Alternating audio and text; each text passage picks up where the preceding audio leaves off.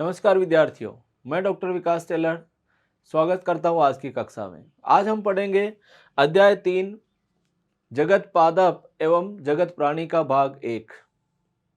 प्यारे विद्यार्थियों, अभी तक हमने पूर्व क्लासों में पढ़ा है कि किस प्रकार से हमारे विटेकर ने 5 जगत प्रणाली दी और उसके अंदर जगत मोनेरा, जगत प्रोटिस्टा और जगत फंजाई को हम पढ़ चुके हैं। आज के इस अध्याय में हमारी जो शुरुआत होगी वो जगत पादप से होगी। जगत पादप में सर्वप्रथम जो प्रारंभ किया जाएगा यहाँ पर वो आपका ब्रायोफाइटा प्रारंभ किया जाता है। तो जगत पादप का पहला भाग जो आता है ब्रायोफाइटा आता है। ब्रायोफाइटा किसे कहते हैं? देखिए, ब्रायोफाइटा ऐसे सजीव होते हैं या ऐसी वनस्पति होती है जो उभयचर प्रवृत्ति की होती है, अर्थात इसके जीवन यापन के लिए जलीय और स्थलीय का एक मिश्रित रूप यहाँ पर देखने को मिल सकता है। ये ऐसे स्थानों पर पाए जाते हैं जहाँ पर नमी हो, आर्द्रता की मात्रा ज़्यादा हो, ऐसी परिस्थितियाँ इनके लिए आवश्यक होती है। जहाँ तक ब्रायोफाइटा के आवास की बात करें तो आवास देखिए, यहाँ पर ये पहाड़ियों में नम और छायादार क्षेत्रों में पाए जाते हैं। यहाँ पर पादप जगत के जल स्थल चर या उभयचर के नाम से भी जाने जाते हैं, अर्थात जिस प्रकार जंतु जगत में एम्फीबिया को उभयचर कहते हैं, उसी प्रकार से पादप जगत में ब्रायोफाइटा को उभयचर या जल स्थल चर के नाम से भी जाना जाता है। क्यों जाना जाता है? इसका कारण है क्योंकि ये भूमि पर भी जीवित रह सकते हैं, लेकिन इनके लिए जो लैंगिक जनन होता है उसके लिए जल की निर्भरता आवश्यक होती है, अर्थात जल की निर्भरता जो होती है इसे जलीय प्रवृत्ति का बनाती है, जबकि निवास के लिए इसको स्थलीय आवास की आवश्यकता पड़ती है। ये अनुक्रमण में महत्वपूर्ण भूमिका निभाते हैं। ये एक महत्वपूर्ण प्रश्न यहाँ पर बनता है, वनस्पति जगत का वह कौन सा ग्रुप है, वह कौन सा समूह है जिसका अनुक्रमण में विशेष योगदान होता है? तो इस परिस्थिति में आप कहेंगे कि अनुक्रमण में महत्वपूर्ण भूमिका ब्रायोफाइटा द्वारा निभाई जाती है। जहां तक आकारिकी की बात की जाती है तो ये पादप जो होते हैं काय प्रकृति के होते हैं, अर्थात इनमें थैलस पाया जाता है और थैलस एक ऐसी संरचना होती है जिसमें सुस्पष्ट जड़, तना और पत्तियां नहीं पाई जाती है। उसे समानता दर्शाने वाली संरचनाएं पाई जा सकती है, लेकिन यह नहीं पाई जाती है। ये शैवाल की अपेक्षा अधिक विभेदित होते हैं। देखिए, जो शैवाल हमने पढ़े हैं वो अल्प विभेदित है, लेकिन यहाँ पर विभेदन जो है थोड़ा सा बढ़ गया है, लेकिन अभी भी स्पष्ट रूप से जड़ों का निर्माण नहीं हुआ है, स्पष्ट रूप से तने का निर्माण नहीं हुआ है और स्पष्ट रूप से पत्तियों का निर्माण नहीं हुआ है। ये जो थैलस होता है या पादप काय होता है वो आपके इस प्रकार की संरचना दर्शाता है। आप ऐसे आप समझ सकते हो, इसमें मूल के समान ऐसी संरचनाएं पाई जा सकती है, लेकिन वास्तव में जो हमारी जो जड़ होती है उसकी आकारिकी में और इसमें कोई समानता नहीं होती। ये जड़ जैसे होते हैं, जड़ें नहीं होती है। ये एक कोशिक से लेकर के बहुकोशिक मूलाभास द्वारा जुड़े रहते हैं। यहाँ पर जो संरचनाएं पाई जाती है इनको मूलाभास कहते हैं। नाम से ही पता चल रहा है, मूल का आभास देने वाली। वास्तव में ये जड़ें नहीं है, ये जड़ जैसी होती है, ये मूलाभास कहलाती है। ये हो सकता है आपकी एक कोशिकीय हो सकता है बहुकोशिकीय हो, और चूंकि ये जमीन पर चिपकी रहती है इसको कहते हैं सबस्ट्रेटम से जुड़ा रखना। इसमें वास्तविक मूल, वास्तविक तना और वास्तविक पत्तियों का अभाव पाया जाता है, अर्थात वास्तविक इसमें संरचनाएं नहीं पाई जाती है। इसमें मूल सम, पत्ती सम और तना सम संरचनाएं पाई जाती है, यानी कि उस पादप के विभिन्न भागों से समानता दर्शाने वाले संरचनाएं तो है, लेकिन उनकी आकार की संरचना वास्तविक तने, वास्तविक पर्ण और वास्तविक मूल जैसी नहीं होती है। जहां तक ब्रायोफाइटा की बात करें तो इनकी जनन क्रिया कैसे होती है? देखिए, ब्रायोफाइटा जो होते हैं उनका मुख्य पादप शरीर अगुणित होता है, अर्थात ये हैप्लॉइड प्रकृति के होते हैं, जिनमें गुणसूत्र जो पाए जाते हैं वो आपके सिंगल सेट में पाए जाते हैं। ये युग्मक उत्पन्न करते हैं, इसी कारण इन्हें युग्मकोद्भिद कहते हैं। यहाँ ब्रायोफाइटा में लैंगिक अंग जो होते हैं बहुकोशिकीय पाए जाते हैं, अर्थात यहाँ पर जो जननांग पाए जाते हैं ब्रायोफाइटा के वो जननांग बहुकोशिक प्रकृति के होते हैं। साथ ही इसके अंदर आप देख सकते हैं नर अंग जो होता है उसको पुंदानी के नाम से जानते हैं, है ना, और स्त्रीधानी जो होती है वो मादा जननांग का कार्य करती है, अर्थात यहाँ पर पुंदानी नर जननांग का कार्य करेगी और स्त्रीदानी मादा जननांग का कार्य करती है। जहां तक इनकी संरचनाओं की बात की जाती है तो जो पुंदानी होती है उसकी संरचना नाशपाती के आकार की होती है। इसकी संरचना को आप ऐसे समझ सकते हो कि ये इस प्रकार की संरचना पाई जाएगी। इसको आप इस रूप में देख सकते हो और यहाँ पर इसके बाहर एक जैकेट पाया जाता है। ये हमारे ब्रायोफाइटा की पुंदानी होती है। जबकि दूसरी तरफ हम देख सकते हैं यहाँ पर स्त्रीदानी पाई जाती है। स्त्रीदानी यहाँ फ्लास्क के आकार की होती है। आप देखिए यहाँ पर ये फ्लास्क है, इस आकार की होती है और यहाँ पर नेक कोशिकाएं पाई जाती है और यहाँ पर एक बड़ी सी जो कोशिका पाई जाती है इसको हम अंड कोशिका कहते हैं। इसके बाहर भी जैकेट पाई जा सकती है। ये जो संरचना यहाँ पर बनती है उसे हम स्त्रीदानी के नाम से जानते हैं। तो प्यारे विद्यार्थियों, यहाँ पर आप इनकी जननांगों की संरचना को आप समझ चुके हैं।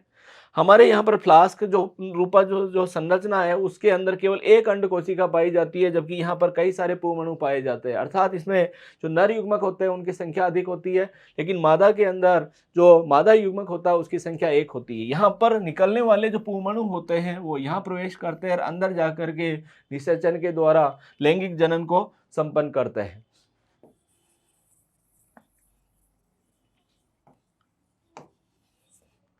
इसी प्रकार पुमंग को पानी में छोड़ दिया जाता है, क्योंकि हम जानते हैं ब्रायोफाइटा में लैंगिक जनन के लिए जल की आवश्यकता होती है। ये आपके पानी में तैरते हुए आपकी जो फ्लास्क नुमा स्त्रीदानी होती है उसकी नेक कोशिकाओं को भेद कर अंड कोशिका के पास में जाती है और यहाँ पर ये हमारा जो पुंमणु होता है, ये पुंमणु जब अंड कोशिका के साथ में मिलता है तो यहाँ पर द्विगुणित युग्मनज का निर्माण करता है।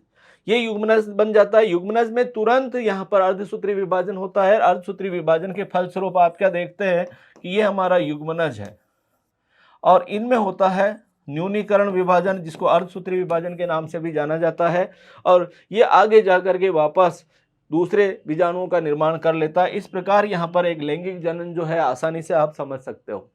तो यहाँ पर जननांग मैंने बता दिए, यहाँ पर पाए जाने वाले युग्मकों की संरचना मैंने बता दी। आगे हम देखते हैं यहाँ पर स्पोरोफाइट जो होता है वो मुक्त जीवी नहीं होता है। अर्थात यहाँ पर देखिए ऐसे संरचना जिसमें अगुणित गुणसूत्रों का सेट पाया जाता है उसे युग्मकोद्भिद कहते हैं, और ऐसी संरचना जो यहाँ पर आपके द्विगुणित प्रकृति की होती है उसे हम बीजाणुद्भिद के नाम से जानते हैं। यद्यपि जो स्पोरोफाइट या बीजाणुद्भिद होता है वो मुख्य युग्मकोद्भिद के ऊपर ही आश्रित रहता है।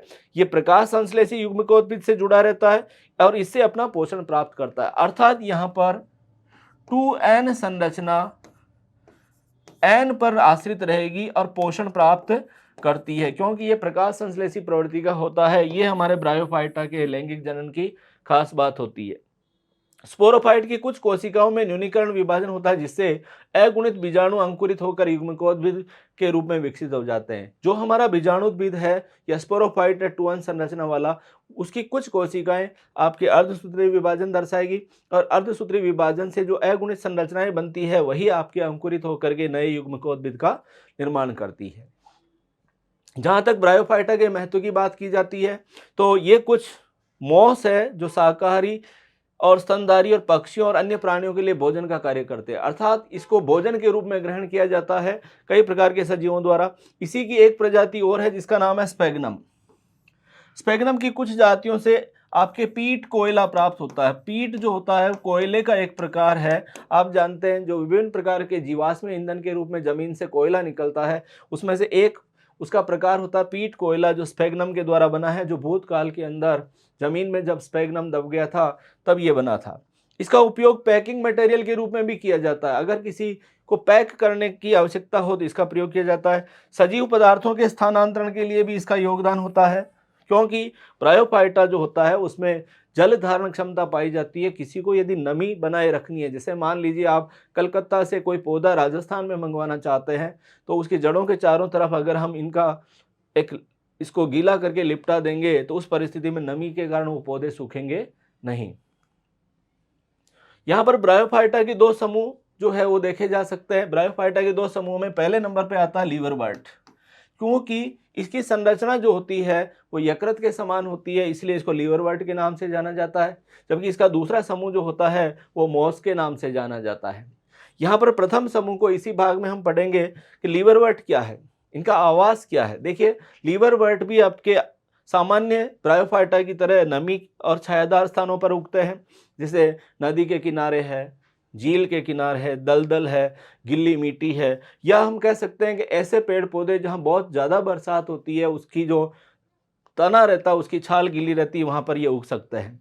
जहाँ तक इनकी आकारिकी की बात करें तो जैसे हम जानते हैं ब्रायोफाइटा जो होता है उसमें पादपकाय या थैलस संरचना पाई जाती है। वो थैलस संरचना यहाँ पर इसमें भी पाई जाती है। इसमें भी मूलाभास पाए जाएंगे।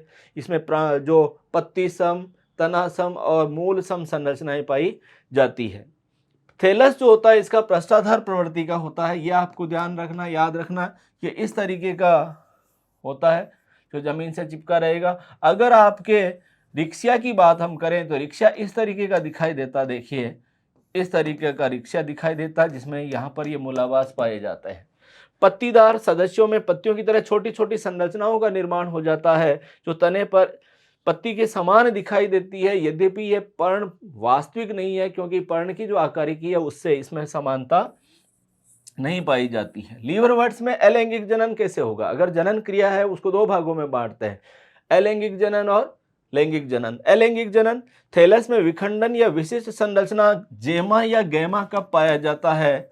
ये जो जेमा या गैमा कब पाया जाता है इसके अंदर, वो आपके योगदान करते हैं। और जो जेमा होती है ये हरी होती है, नंबर एक, बहुकोशिकीय होती दूसरी बात, और अलैंगिक कलियों की तरह कार्य करती है। अर्थात जो गेमा कप पाया जाता है वो गेमा कप मूल पादप भाग से टूट करके जब पृथक हो जाता है तो वो एक नए पादप का निर्माण कर सकता है। तो इस प्रकार इसमें अलैंगिक जनन की जो विधि है वो गेमा कप विधि कहलाती है, या जेमा कप विधि के नाम से जानते हैं। ये गेमा कप वास्तव में क्या है? छोटी छोटी कपनुमा संरचनाएं होती है और ये पैतृक पादप से अलग हो जाती है। जब ये मूल पादप से जुड़ी रहती है, जैसे ये टूट करके नीचे गिरती है तो नया पौधा बना लेती है। इस प्रकार हमारे यहाँ पर अलैंगिक जनन की क्रिया संपन्न होती है। लैंगिक जनन की अगर बात करें तो नर व मादा लैंगिक अंग जो है ये थैलस अथवा दूसरे थैलस पर बनते हैं। यहाँ पर इनका निर्माण जो होता है वो समान थैलस पर भी हो सकता है और अलग थैलस पर भी हो सकता है। बताइए लैंगिक जनन में नर जननांग का क्या नाम था?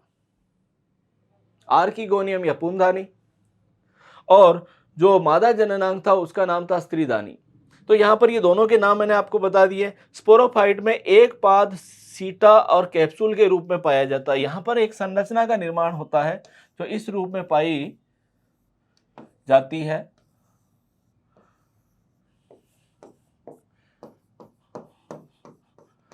यहाँ पर इसके तीन भाग होते हैं, पाद, सीटा और कैप्सूल। ये मार्केंशिया के अंदर पाया जाता है। इसका एक लोकप्रिय उदाहरण मार्केंशिया है। और जैसे ही यहाँ पर आपके मियोसिस या अर्धसूत्री विभाजन होता है तो कैप्सूल जो होता है इसके अंदर यहाँ पर आपके जो बीजाणु या स्पोर का निर्माण हो जाता है, और ये स्पोर आगे जाकर के जब स्वतंत्र हो जाते हैं, मुक्त होकर के नए पौधे का या नए युग्मकोद्भिद का निर्माण करते हैं। तो हम क्या देखते हैं यहाँ पर, ये आपका युग्मकोद्भिद है जो कि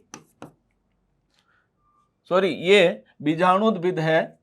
और बीजाणुद्भिद जो होता है वो आपके युग्मकोद्भिद पर आश्रित रहता है, और इससे मुक्त होने वाले जो बीजाणु होते हैं वही आगे जाकर के नया युग्मकोद्भिद का निर्माण करते हैं। तो प्यारे विद्यार्थियों, इस प्रकार हमने जो भाग एक है उसमें ब्रायोफाइटा के बारे में पढ़ा, ब्रायोफाइटा की आवास और आकारिकी के बारे में पढ़ा, ब्रायोफाइटा में जनन के प्रकार के बारे में मैंने बताया था, किस प्रकार अलैंगिक और लैंगिक जनन होता है। और ब्रायोफाइटा का जब वर्गीकरण किया जाता है तो उसको दो श्रेणी में बांटा था हमने यहाँ पर, एक लीवरवर्ट जिसका अध्ययन हम यहाँ पर कर चुके हैं, और अगले भाग के अंदर हम मॉस के बारे में अध्ययन करेंगे। इसी के साथ ये भाग समाप्त होता है। नमस्कार, जय हिंद।